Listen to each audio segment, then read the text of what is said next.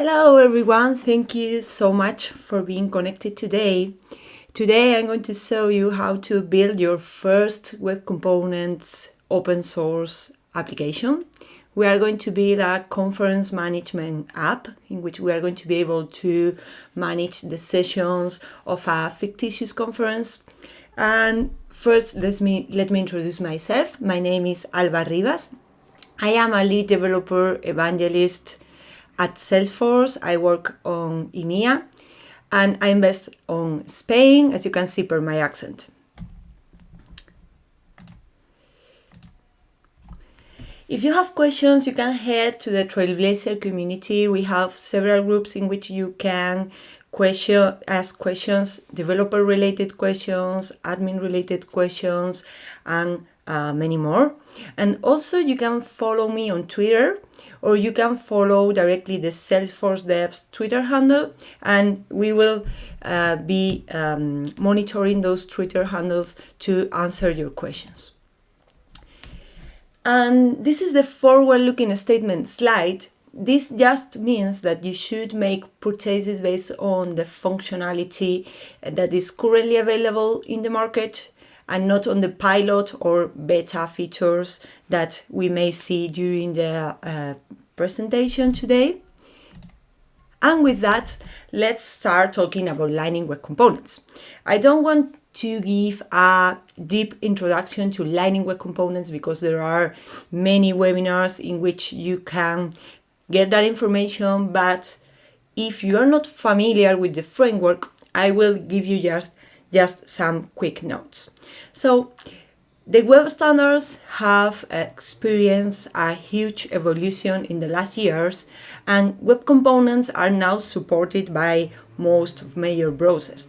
But web components have still some challenges that we need to overcome, and for that reason, Salesforce decided to create a thin UI framework called Lightning Web Components.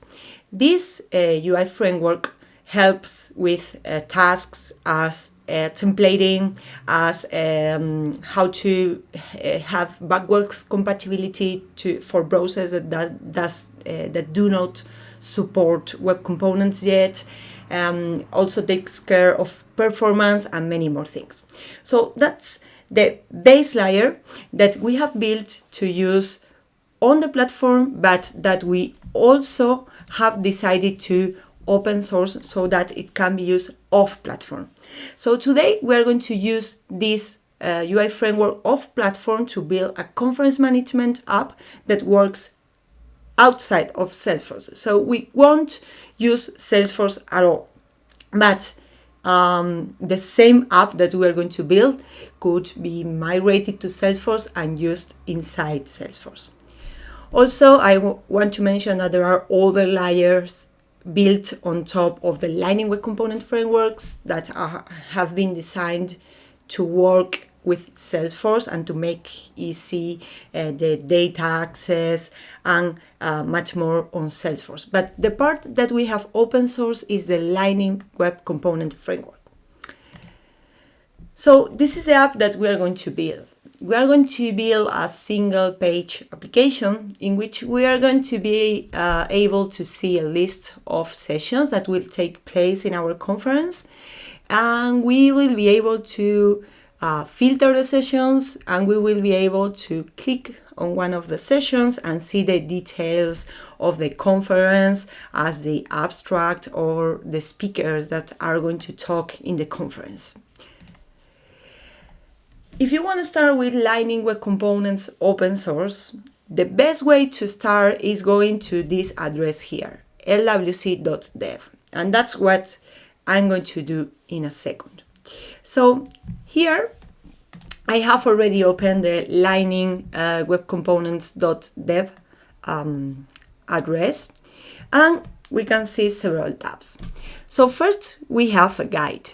In this guide, you have all the installation instructions and all the documentation that you may want to follow if you want to build Lightning Web Components. So here, for example, if you want to use an HTML template, you can come here, or if you want to know how to compose parent and child components, you can go here. Also, there is a section which surfaces links to all our communities. So if you have questions, you can go to any of these communities and ask the questions, and normally people, internal but also external, are very happy to help. And finally, we have a tab called Recipes.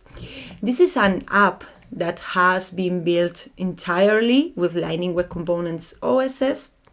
And in this app, you will find simple examples of very simple use cases. For example, how to bind a property from the JavaScript controller to your markup, how to use a getter expression, and many more. And I strongly recommend you to take a look at this app, because it's going to help you learn very quickly. So if I go back to the guide and I go to the installation instructions, we can see that there is a tool that I can use. I can execute with the npx command for Node. So you will need Node and npm installed to be able to execute this app that will allow you to create an app locally from scratch. So that's what I'm going to do. I'm going to copy this command, and I'm going to my terminal, and here I'm going to execute the command.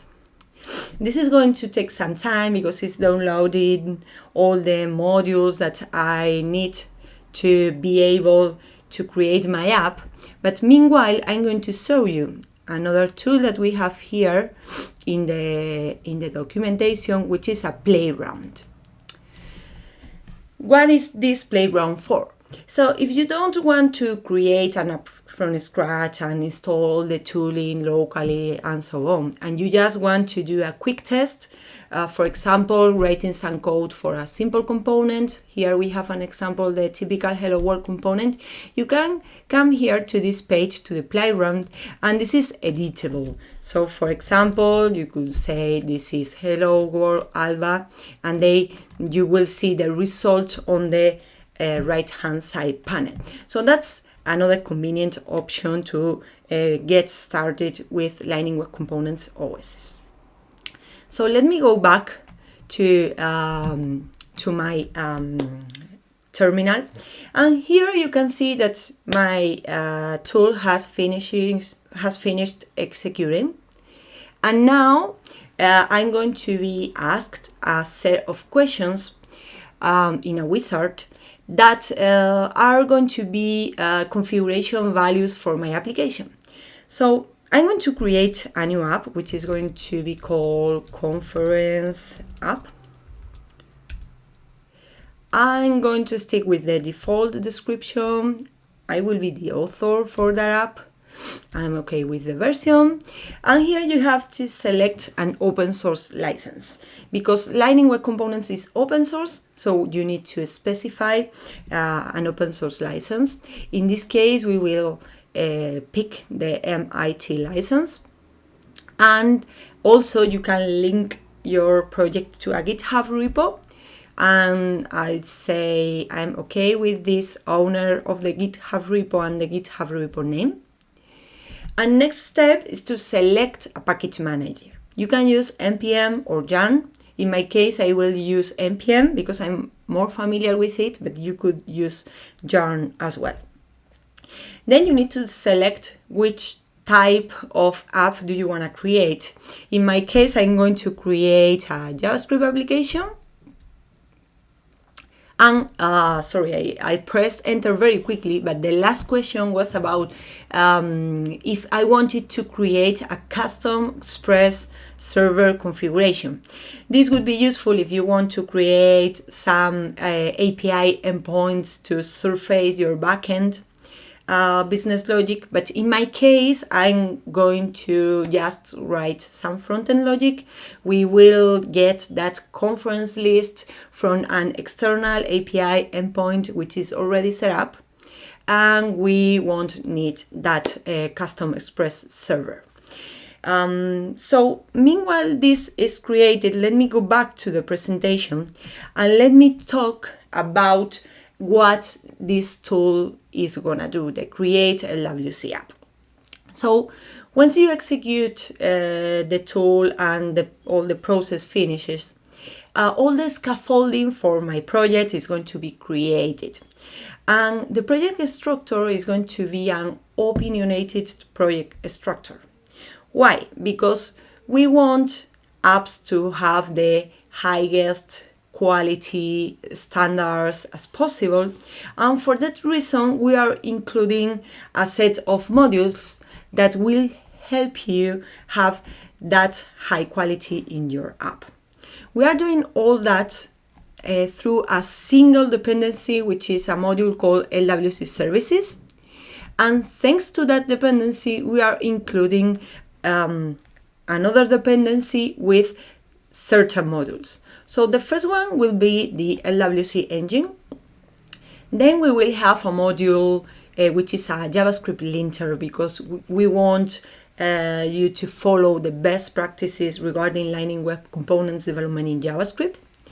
Then we will have a dependency with Prettier. Prettier is an automatic code formatter, and this will be very helpful, especially if multiple developers are collaborating in the same project, because everybody will have the code formatted in the same way and automatically. We also have a dependency with Jest.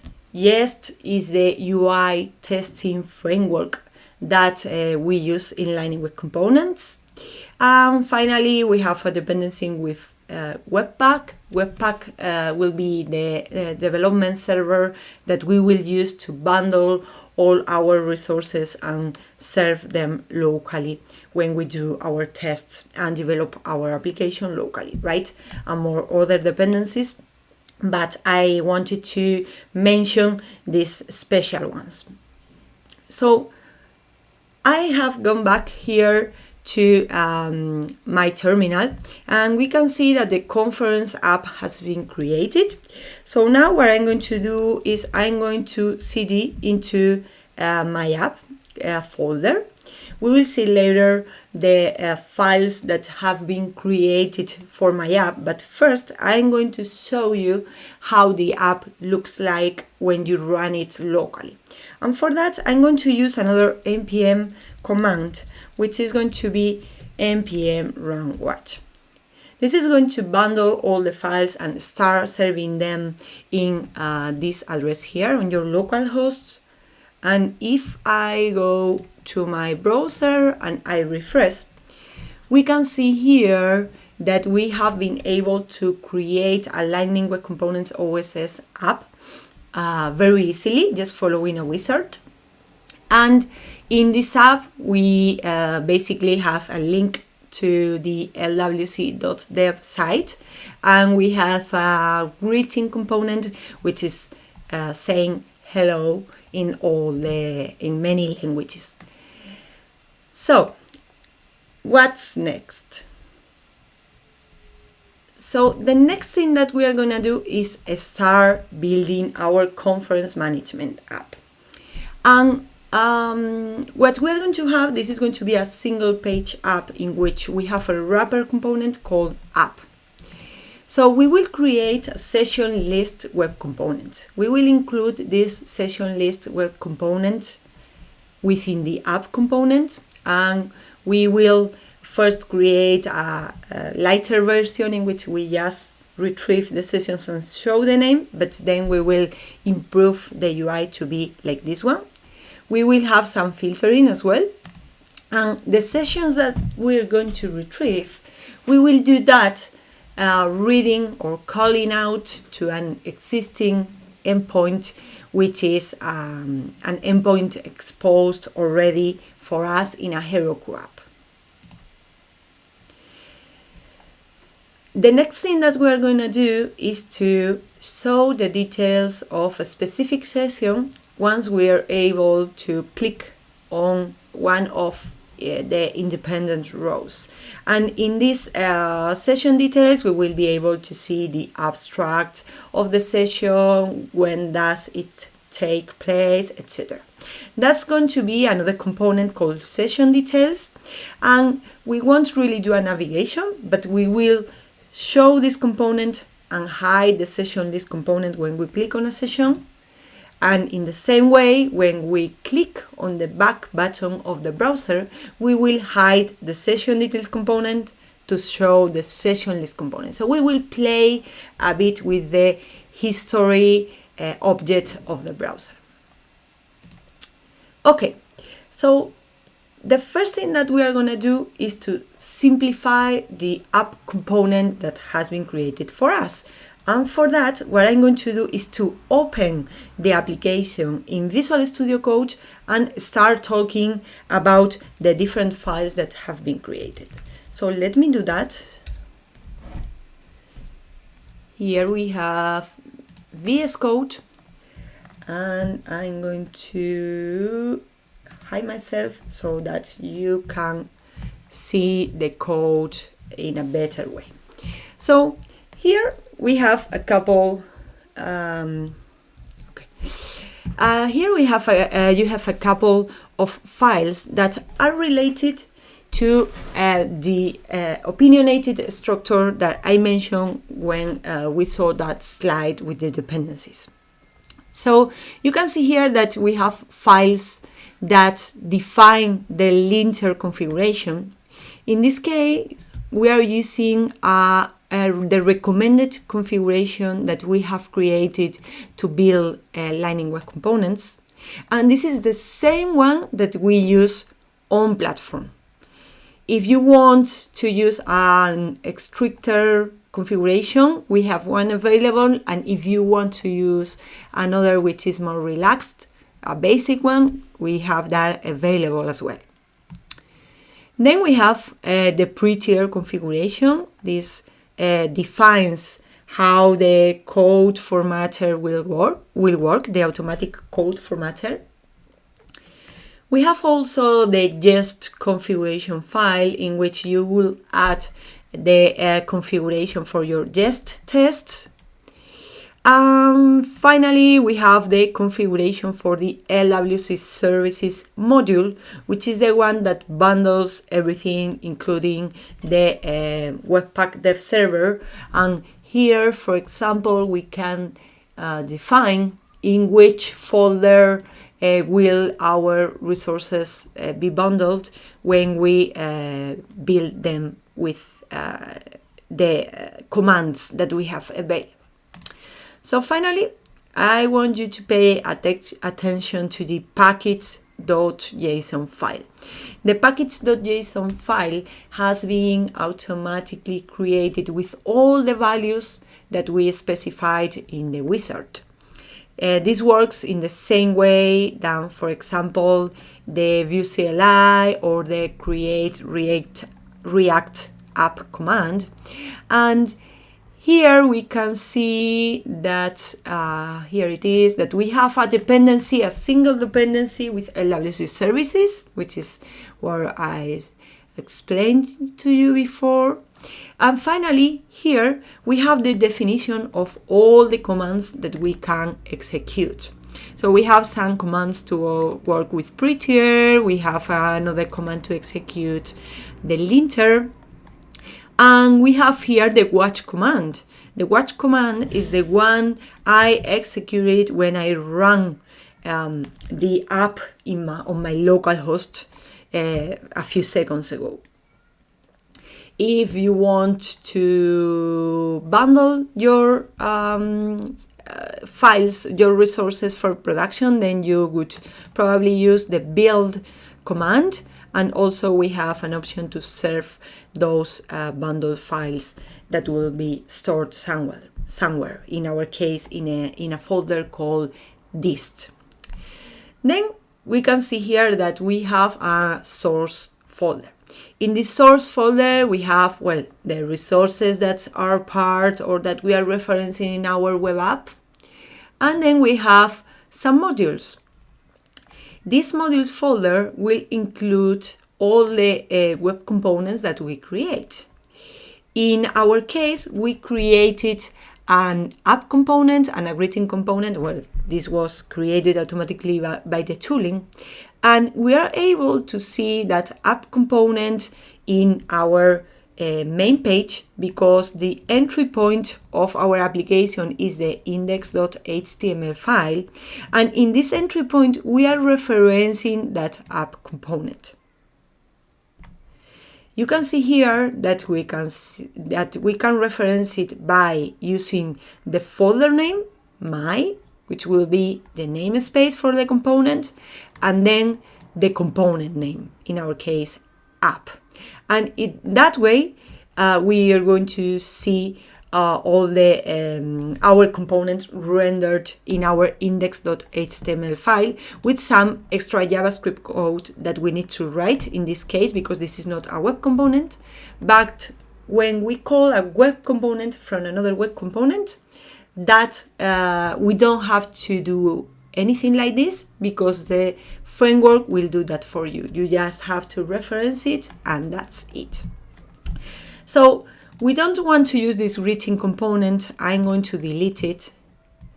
I'm going to also delete the test, because we don't want to use the we don't want to run the just tests that were built for this component anymore, because we are going to change it. Okay, so the first thing that we are going to do is on index.html, I'm going to remove this, because I just want to have an app wrapper component that occupies the full space. And for that reason, I'm going to write margin is 0 and padding is 0 as well. And once we have set up this, we are going to change the app component. So let me close the index. We are going to change the app component, and the first thing that we are going to do is to remove all this HTML, because we don't want to have that greeting component or the link to the documentation anymore. We want something which is much simpler. So what are we going to have in this case? We are going to have a main area in which we will add our session list component and our session details component. And we are going to have just a title, lightning conference, and an image. So what I'm going to do next is to add some CSS, because we want that to look nice. CSS is regular CSS, but I created it before, because we don't want to spend the time on this really.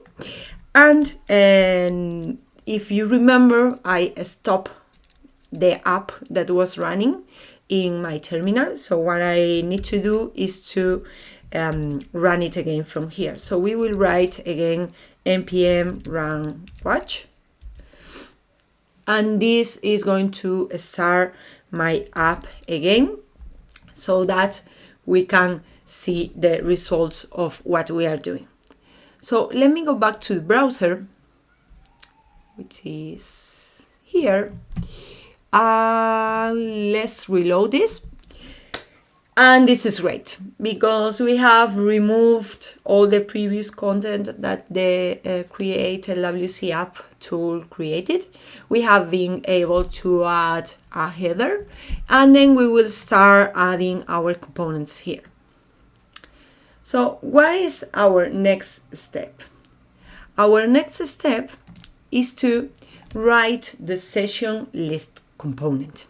This session list component is going to be in charge of calling out to external endpoint that is running on Heroku at the moment. And for now, we are going to just show the names of the sessions, because we want to make it simple.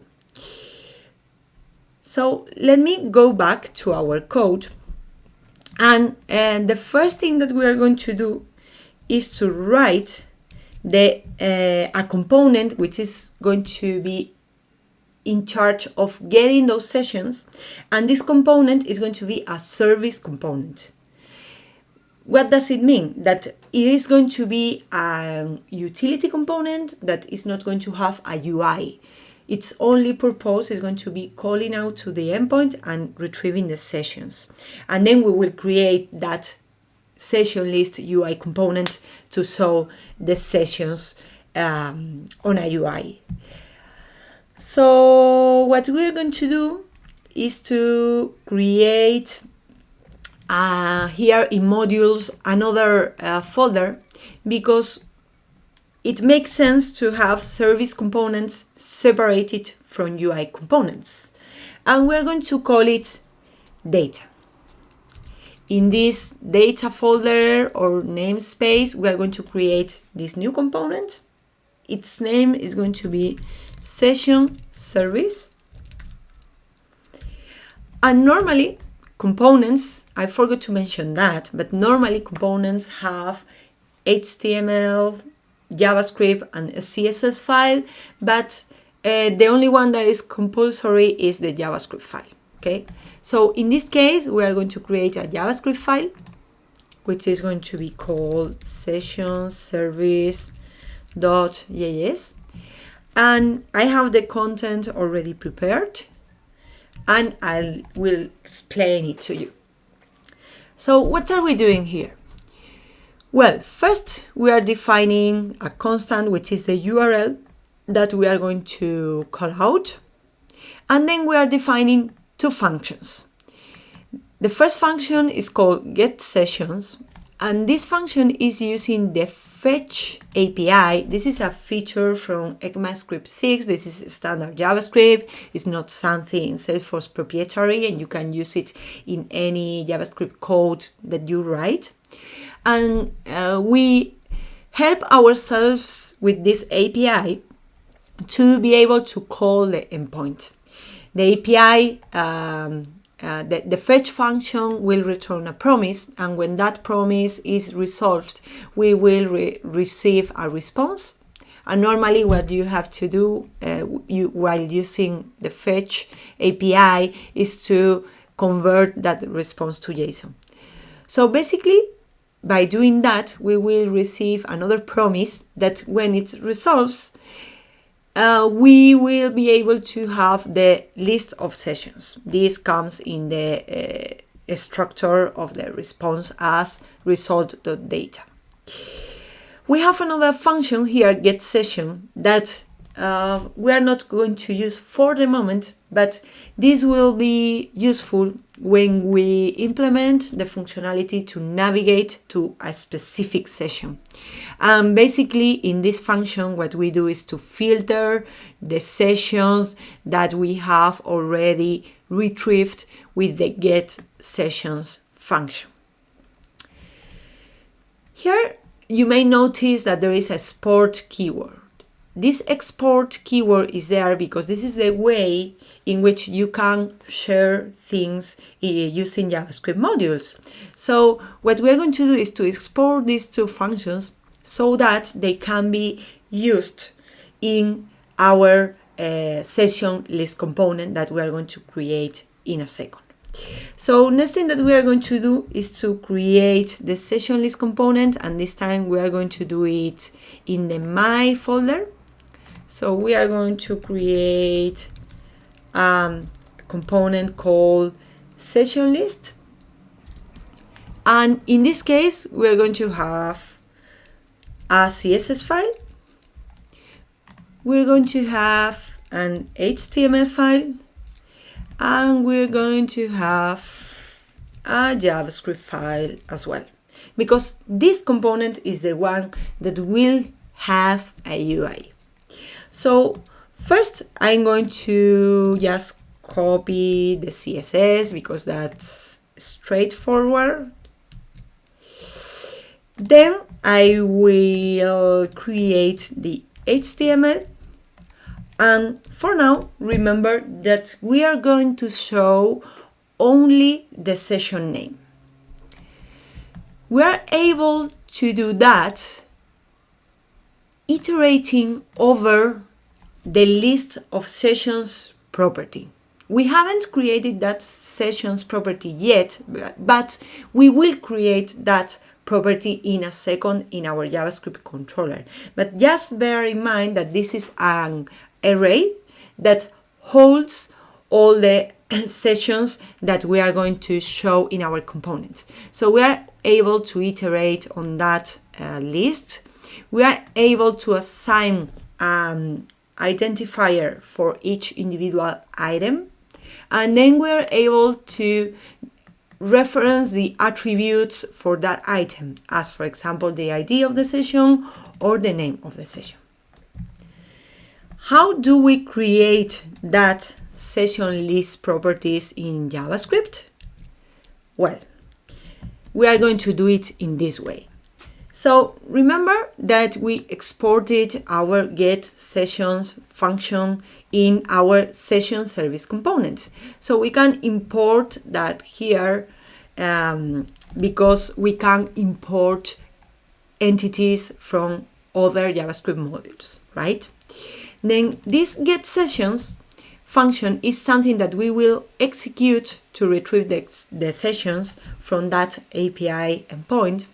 And we're going to store the result in two variables. The first variable is going to be sessions, and the second variable is going to be all sessions. And you may ask yourself, why? Well, because in the next step, we're going to implement filtering. And to implement filtering, we need to keep track of all the sessions and also the sessions that are being filtered and shown into the markup. Here you can see that we are using the connected callback. As I mentioned in the introduction, the framework, Lightning Web Component Framework, takes care for you of many things. One of the things is the life cycle of the components. And what you can do is to interfere in certain moments of the life cycle, for example, when the component is connected into the DOM, using these functions that we call lifecycle hooks. So in this case, what we are doing is to execute this code here at the moment in which the component is connected to the DOM. And finally, something else here is that we are using track. Track is a decorator. This is a way to add functionality to a property or a function or any entity that is prepend by the decorator. And in this case, what we are saying is that we want the component to re-render each time that there is a change on this sessions property. This is going to be especially helpful when we implement the filtering capability. Okay, so let me go back to our I forgot one thing, because I created the session list component, but I didn't include it into my app component. So that's something missing here, and that's the reason I wasn't seeing any sessions. And this would be the way to reference that component. You have to use the namespace of the folder in which is stored, and then you specify the name of the component, but you have to use kebab case. This is when you find an uppercase letter. Instead of that, you have to transform it to lowercase and use a dash in the middle. So now this should be working, and here you can see the list of sessions that we are retrieving from the API endpoint. Also, I want to mention that I didn't have to refresh the page because we are using the Webpack development server and it has hot reloading capabilities. So it's very easy to develop locally using this functionality. And just for your information, I want to show you what the API endpoint is returning. Here is this is the information for all the sessions that we are able to see here in our conference app. So the next thing that we're going to do is to improve the session list UI. Instead of having the name of the session, a simple way to see the sessions, we are going to have something much more beautiful. And this is going to be super easy because the only thing that we have to do is to replace the code that we are using here.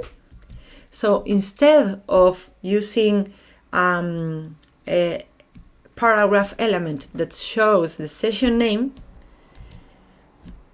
I'm going to iterate over the session, and for sessions property, and for each session I'm going to have a link with all this information. We will show the session name, dates, time, room, and all the session speakers. And with some CSS that I already pasted into our CSS file, this will look nice. So let me go back here, and we can see that here we have all our sessions perfectly formatted with the photos of the speakers and so on. So what else are we going to do? We're going to add search.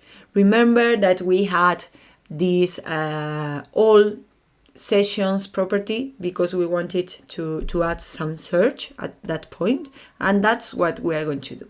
So for that, what we are going to do is to add here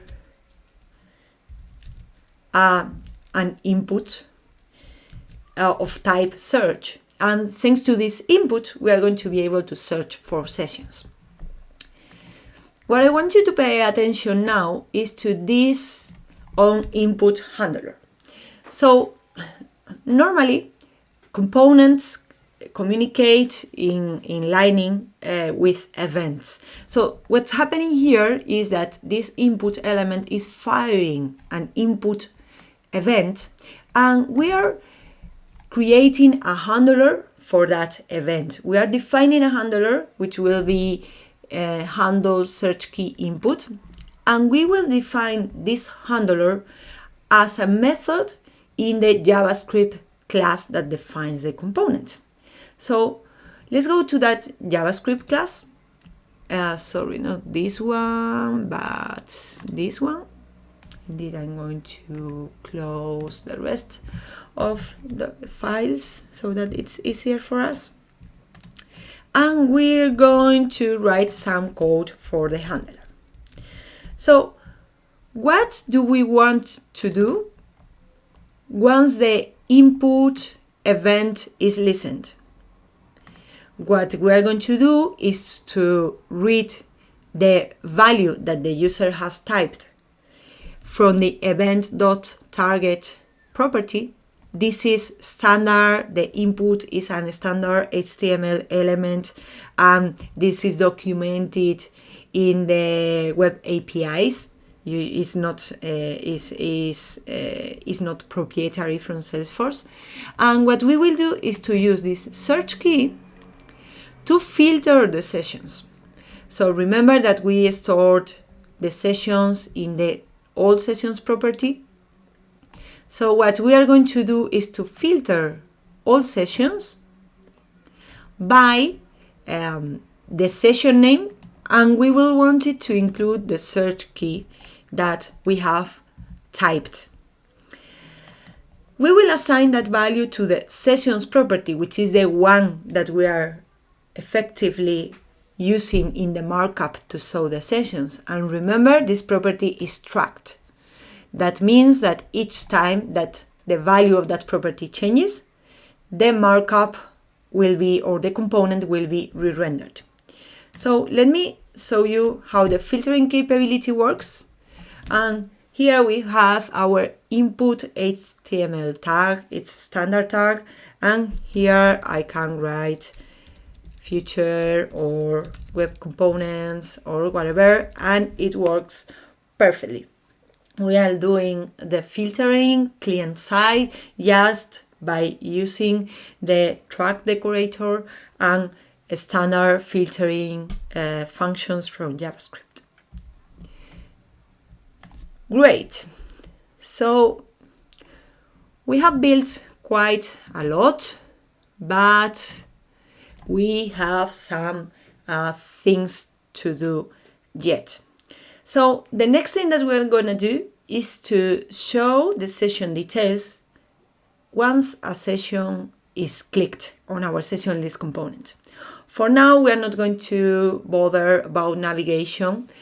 The only thing that we are going to do is once we detect that a session is clicked, we will show the session details at the bottom of the page. Right, I'm sorry, because for this, we're going to explain this first. Okay, so this is the way. So what we're going to do is to include, we had already our session list component into the app component, right? And we're going to include as well the session details component. At the beginning, the session details component is not going to be visible because we are not going to have any sessions selected. But once we select a session here in my session list, we need to pass that information to this component so that it renders the required session. And the way to communicate to siblings components once they are included in the same parent or wrapper component is this one that we can see here. So the pattern would be, I communicate the session that has been selected from the session list component to the wrapper component, and I pass that information down to the session details component so that it can be pre-rendered. So how can we do that? Well, the way that we have in Lightning Web Components to pass information up in the hierarchy of components is by dispatching an event. Same as the standard HTML input tag was able to dispatch the input event, and we were able to subscribe to that event defining a handler. We are going to do the same, but we will dispatch a custom event. In custom events, you can carry information in the payload of the event. In this case, we will carry the session ID that has been selected. And we will define a handler for that event. If the event name is navigate, the way to define a handler is to say on navigate. Well, there is another way, which is doing it dynamically, but we are going to do it statically. And we will attach a handler in this way. In this handler, we will store the value of the session ID that we will read from the event.detail property. And then we will pass that information down to the session details component using an API property. This is another decorator, same as track. And this decorator defines that a property is meant to be set externally by a parent component. So the idea is that the property is set by the parent component, and then I can use it inside the session detail components to render the details of the session that has been selected, right? So that's what we are going to do. So first, we will start with this part, the session list. So the first thing that we are going to do is to include, we had here a link, right? We have a link, but we want to fire a custom event when that tile is clicked. And for that, we will define a handler for the click event of the A element. We are also adding this index property, data index property, because this way we will have the information of which row has been clicked. Index will be 0, 1, 2, 3, 4 for each row, and that way we can we have the reference of the row that was clicked. So now we're going to define this handler in the JavaScript file for the click event of the tile of each row. And here we are going to get the index from the data property. This is also documented and is the way to retrieve data properties. This is something standard. And what we will do is to retrieve the session ID from our sessions property thanks to that index. We will create a custom event called navigate, and we will store the information of the session ID into the detail property. Then we will dispatch the event so that whoever is listening can subscribe to the event and execute some logic accordingly. So that's fine. Now we are going to do this bit here. We are going to implement an API property on our session details component that, once the property is set, is able to render the details for a specific session.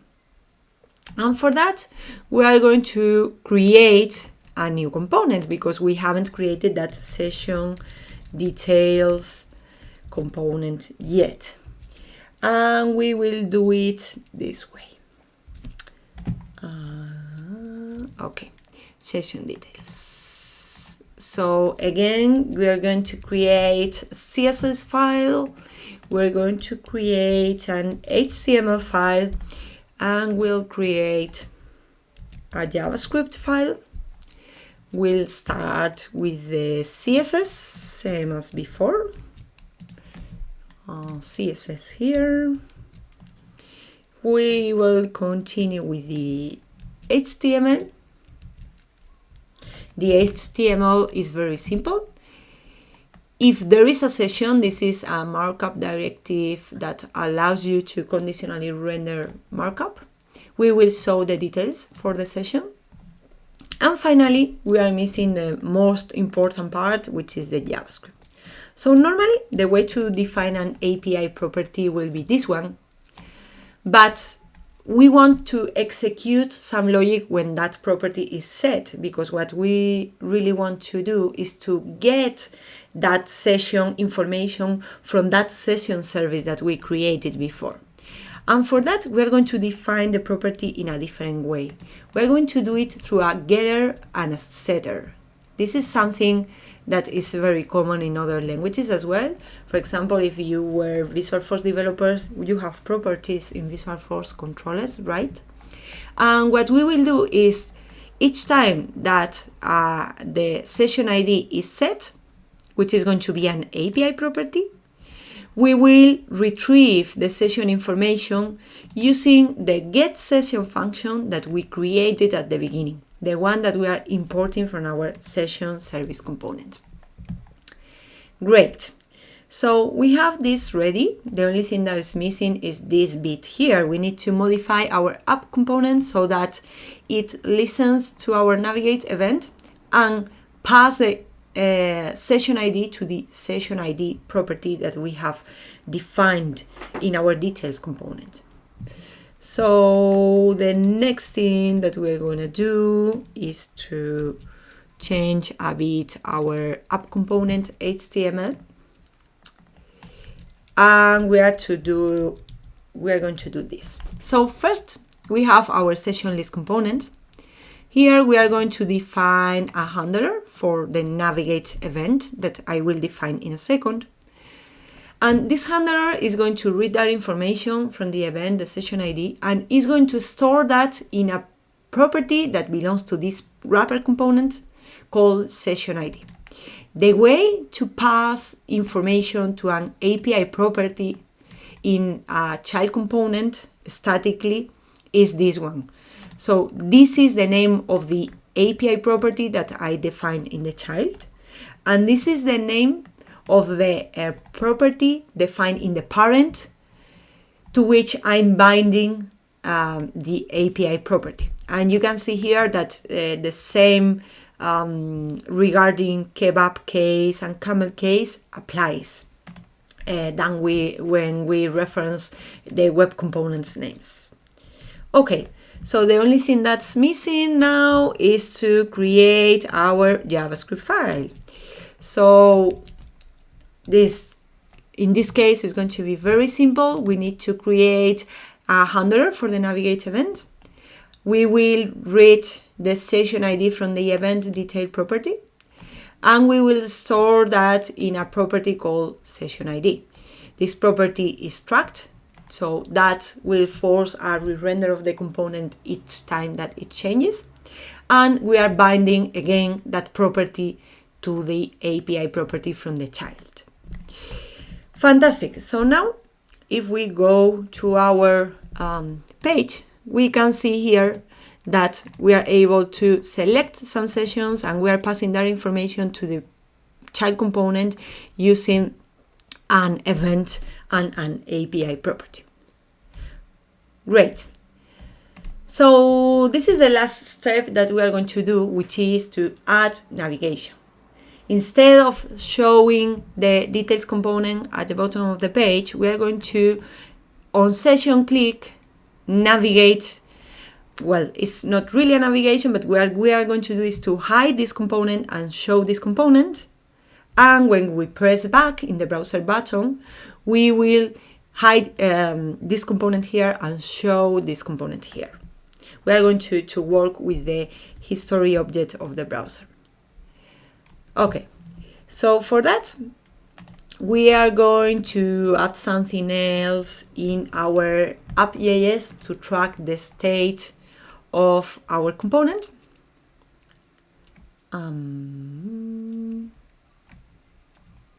Okay, so we will add another property which is called track state.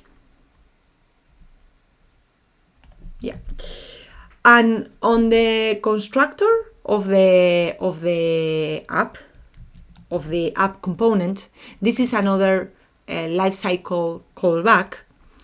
We are going to define the state of list.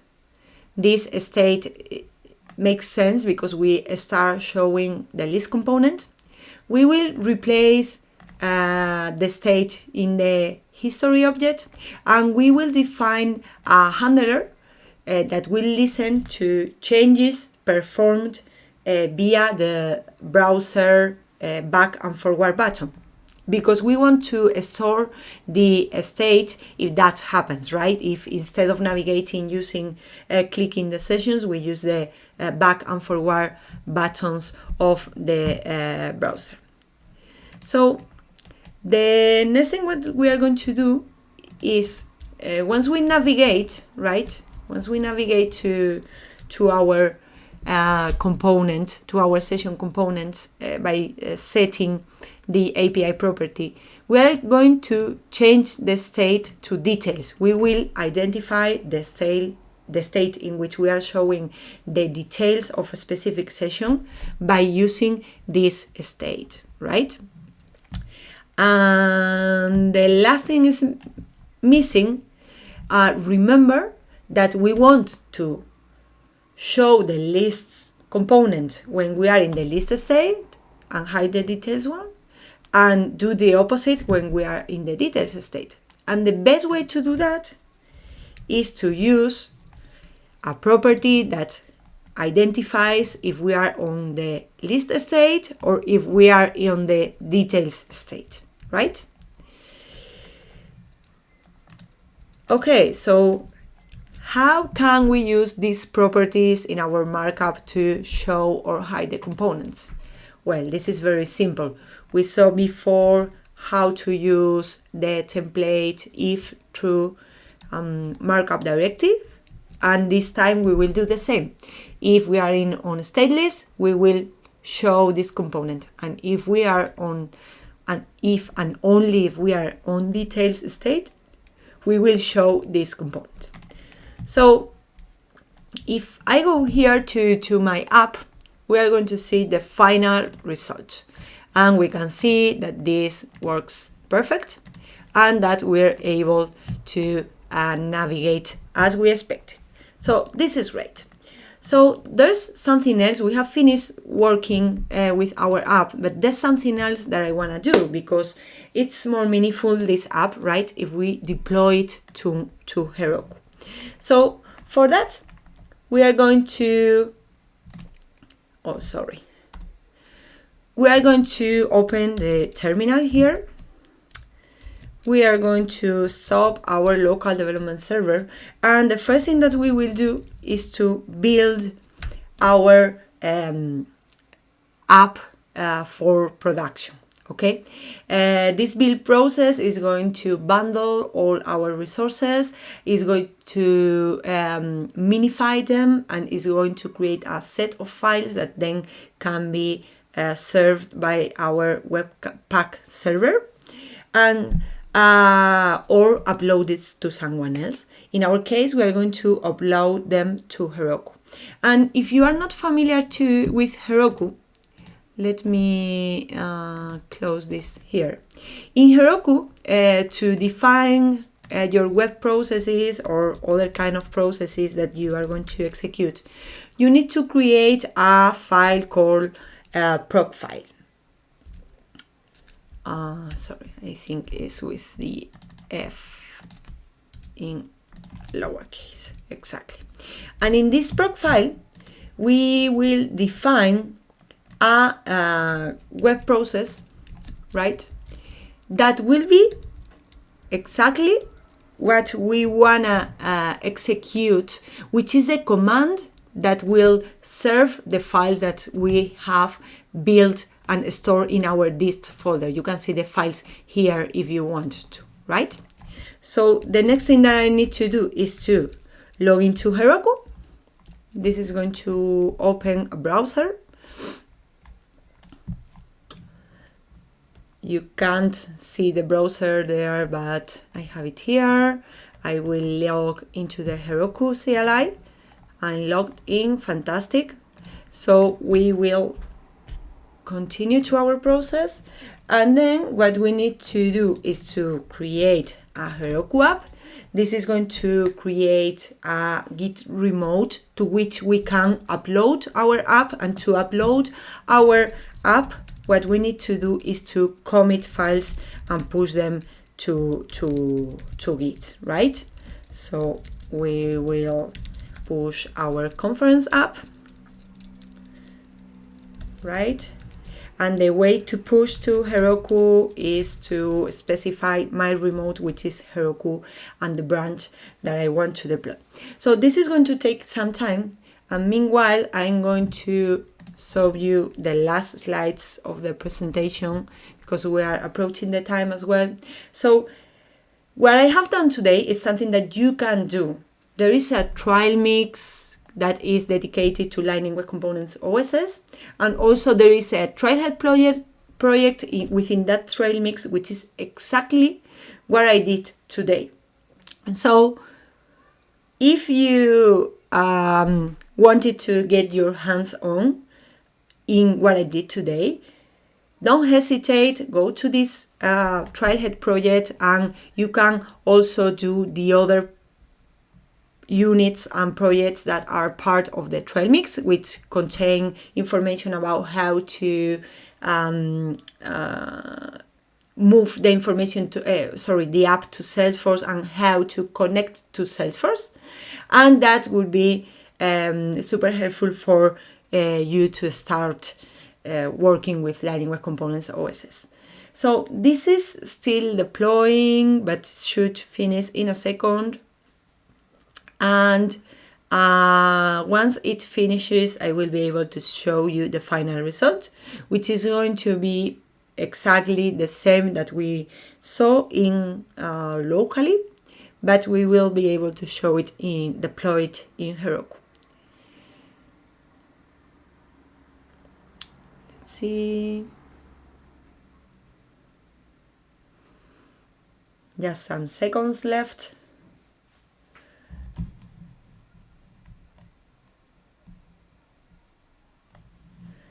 Meanwhile,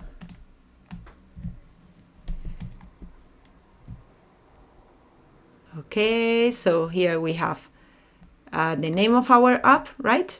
And we can click on this link and open it to see the result of our app running on Heroku.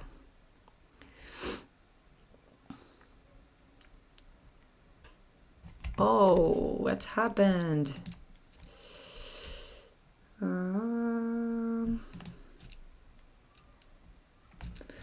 Maybe I had to do it this way.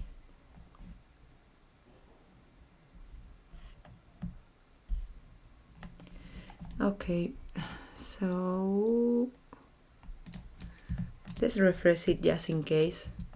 Okay, so something happened. Sorry for that, but this works. I can swear you. And that's it for today. Thank you so much for joining. And if you have any questions, again, you can go to our Twitter handle or the different Trailhead communities that we have on internet. Thank you so much.